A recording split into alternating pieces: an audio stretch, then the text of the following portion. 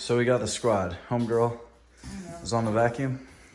Homeboy is on the mechanical work. Yeah. Typical gender roles.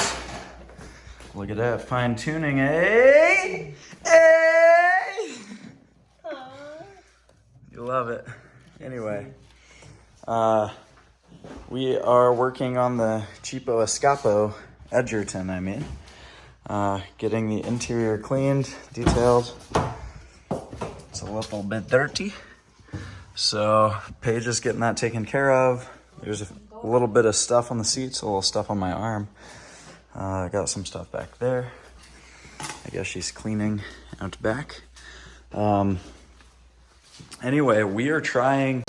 You can just tell them where it is and what it is. I don't even know what it is, but I'm pretty sure it's a canister, but it's literally right back here. The vapor canister or the charcoal canister right here. So it's just, what, a plug right there? It's a vacuum line and then a plug.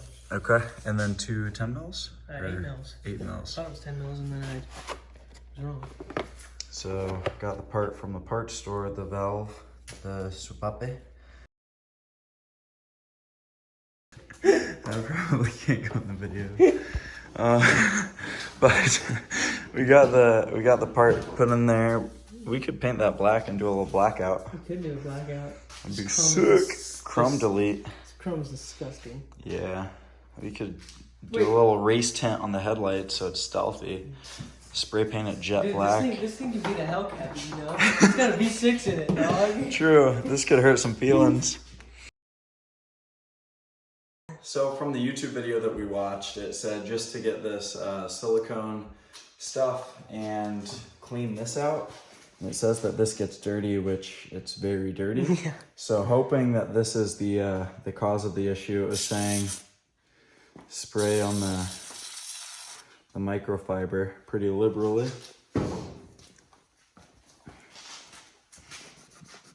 then use it to clean all of this. Ooh.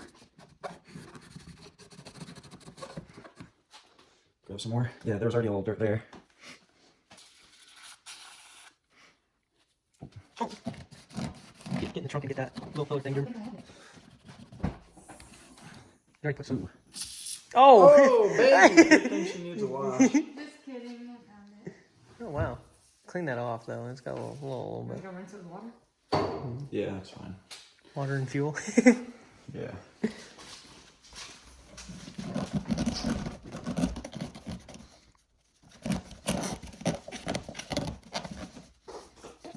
Well, now the car looks clean. Super clean. Before? After. Start your very own detailing biz. Link in description. Jokes. But not really.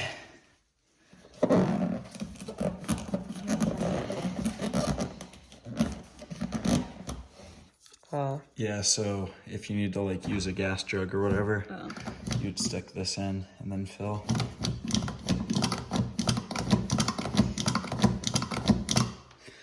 And then the dude said He sprayed it first. Yeah, he sprayed it. He sprayed it. He sprayed it and then...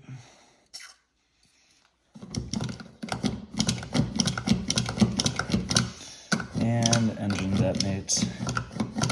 It's fitting. Oh!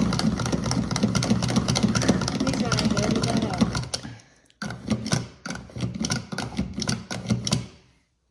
You know what we could do also, just to give it a little tune-up, is put some seafoam in.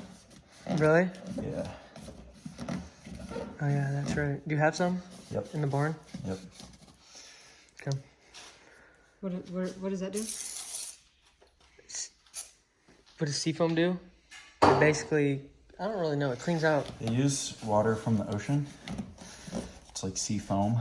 That makes sense. He's totally kidding. Oh. No, that would be the worst. If you have water in your gas, it will end up like that truck out there that doesn't run. Why'd they put water in it? Okay. It didn't. Max sprayed into Oh.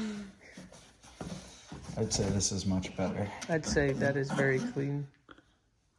So would the check engine light just automatically go off now? Or would you have to clear the he's system? going to clear it right Yeah, there. I'll try to clear it, and then I mean, theoretically, it would clear itself if the issue is fixed. So should we start the car to see? No. No. So I just ran to the barn, a little winded, but I had a jug of seafoam. It does all these things, wonder product. I think I'll use just a little bit of it. Add to gas or fuel, 50-50, whoa, geez. We'll just add a little bit, clean it out. Hopefully that helps. There's really no harm in it. I have a full tank of gas. Oh, you do? Yeah. Okay. It won't matter. That's actually decent. If it's full tank, it'll literally just go through all Mix the in, yeah. yeah. That's good. So I Should have I like, just send her? Yeah, well, I just have like send it. 300 and Yeah, just send it. some miles left, and it's She gone. What did I say? Is that? no food overflow. Oh, That's what I no, was no, saying. it won't. No. That's not even a gas. That's not even a. Okay, that can go back. So we got the old DeJourn, the 3-meat. We just fixed the car. Jokes. We got the old Snappy, and I don't know if this thing is too old, too archaic, it's outdated, or if it's just going to be new enough to fix it. And hopefully I have the right key. But we can plug this into the OBD2 and reset it. Oh, this sits really high. Got it. You can move the seat back if you need. It's fine. It's gonna shoot you way up. This thing is super hard to see, but you can see we have the light on the dash. Yeah, you can't even see it on camera. Yeah, it's kind of junk. And it takes forever, it's so slow. I need one of those Carly things, or maybe a new one, but this is really powerful. I don't know if technology is advanced. Where are all of the other keys? Huh? Where are all the other keys? Oh, they're inside. So we got US domestic forward through 2012. Really? We'll see if we can get it. Well, didn't the guy say? Engine K20. I think that's what's in here. Oh, brother. Perfect. Okay. Codes menu. Test initiated. Okay, so we have the evap. So it did work. It did connect. So we can clear. Ready? It's hey. Okay. So it worked, which is sweet, even though it's the wrong year. So now it's a kind of time will tell fix to see if after cleaning that, after changing the canister and seafoaming it, if it'll work or not. But hopefully we just fixed it with less than $50 in parts and an hour maybe Yeah. of time. And we cleaned it in the process, so like. And yeah, detailed it as well. So if this legitimately fixes it, then misdiagnosed, 12K edge fixed for $50, which would be crazy. Which is the goal. Worst case scenario, it goes to a shop and spend maybe a G. Worst case to get it fixed and then got it set. Do you want the gummy bear page? Nope. Come on. We're gonna wait it for $10. Ew, no. Oh God. Shoot it in me hole. Shut up. Oh, for real? Uh-huh. No. No, don't do it. Don't do it. Don't. Let Get me it. do it. Come on, money. Ready? Oh, I see. Dang it. Well, I guess I'm not eating it. Anyway, what did you say about the Kokomo Ford dealership? Well, where you live. I called them to ask them why my airbag light was on. And if it was a recall. Yeah, and if it was the recall. And they said that it wasn't because the recall was on the 2010 version. And so I asked them if they could look at it for free, and they said no, that with their rate of pay, they would have to charge me $154 to diagnose what's wrong with it, but not even fix it. So, we use trusty Snap-on right here. I'll throw a picture on the screen right here, just in the OBD2. And it said driver seat track malfunction. I came under here and looked and saw this. I don't know if you can see that. There are wires that are disconnected from this that's not plugged in. So no wonder there's a malfunction. And hopefully we can get this sorted and then get it fixed. No, you're good. We have plenty of room. So this piece was clipped in back there. And we have this piece, it's color coded. So really the only issue is going to be getting these connected. I don't know how to do that effectively, but I'm sure you could buy a new piece unless we take this apart and make it work. I stopped recording because I was trying to figure out how to do the wiring underneath the car in the time crunch and the time constraint that they had, and I didn't get anywhere. So I ended up taking the part and kind of breaking it off, getting it to a point where we could splice these wires into the seat instead of buying the new module. There was a part number on here, but I couldn't find it exactly, so we could either visit the Ford dealership and get a new one, or because it was simply just disconnected, it's not like it's a moving part. I think we're just gonna splice it back together, and I'm sure that'll do the trick after I reset the light.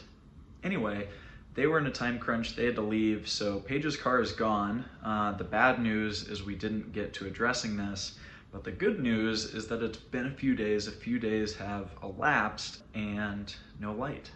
So I think we did fix the check engine light for 50 bucks.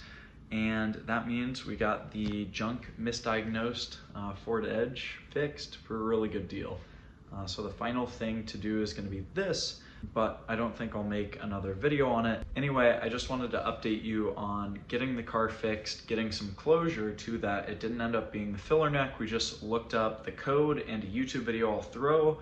Whoever's video I referenced, it was some guy working on a blue Mustang, and that was really helpful. That's where we saw what to do and what to change, and we got everything fixed for 50 bucks. Time will tell, obviously, and later on this will tell if we fix the airbag light, but fingers crossed, I'm assuming so. So that's it for this video. Hopefully you liked it. If you did, give it a thumbs up, drop a comment down below.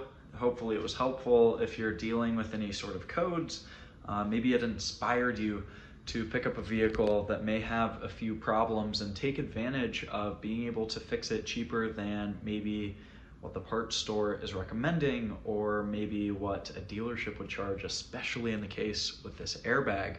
I'm sure we could have taken the car to a shop to get the check engine light fixed and addressed, and it would have cost a lot more than just buying the part, taking off the vacuum line, the sensor, and the 2 screws that were holding it in.